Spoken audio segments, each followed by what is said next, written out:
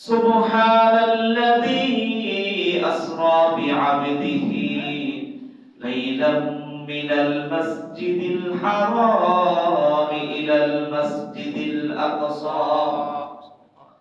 দেখেন আল্লাহ তাআলা এখানে মেরাজের কাহিনী বর্ণনা করতে গিয়ে আল্লাহ তাআলা সুবহানাল্লাযী আসরা বিআবদিহি আবদ শব্দটা ব্যবহার করেছেন। আবদ অর্থ কি? বান্দা।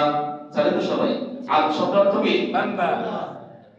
আল্লাহর হাবিব সাল্লাল্লাহু আলাইহি ওয়াসাল্লাম আল্লাহ তাআলার বান্দা, সেটা ঠিক আছে, তবে পৃথিবীর শ্রেষ্ঠ মানুষ আল্লাহ তাআলার কাছে আল্লাহর হাবিব সাল্লাল্লাহু আলাইহি ওয়াসাল্লাম সবচেয়ে প্রিয়।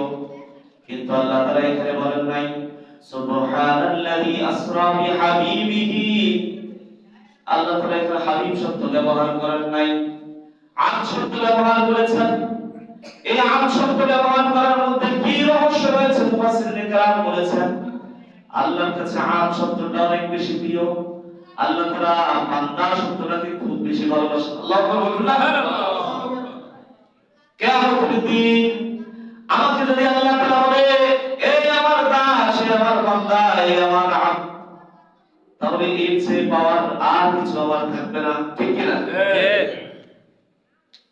আমরা আল্লাহ তাআলার আবদ, আল্লাহ তাআলার দাস, আল্লাহ তাআলার প্রিয় মানুষকে আল্লাহ তাআলা কি করতেছেন? আবদ শব্দ ব্যবহার করে তার শানে বলতেছেন সুবহানাল্লাহ। আবদ শব্দটা আল্লাহর কাছে অনেক প্রিয়। এই কারণে আল্লাহ তাআলা হাবিব না বলে কি বলেছেন? আবদ শব্দ বলেছেন। আল্লাহর হাবিবকেও আবদ শব্দ বলেছেন। এই কারণে আল্লাহ তাআলা দাস হতে আমরা আল্লাহ তাআলা আবদ হতে বলে আমরা খুশি না বাজা? খুশি। আর বলে খুশি।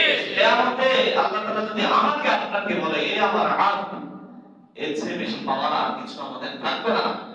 আল্লাহ যদি পরিচয় দেন এই আমার দাস, আল্লাহ যদি পরিচয় দেন এই আমার গোলাম, তাহলে এর চেয়ে আর বেশি কিছু পাওয়ার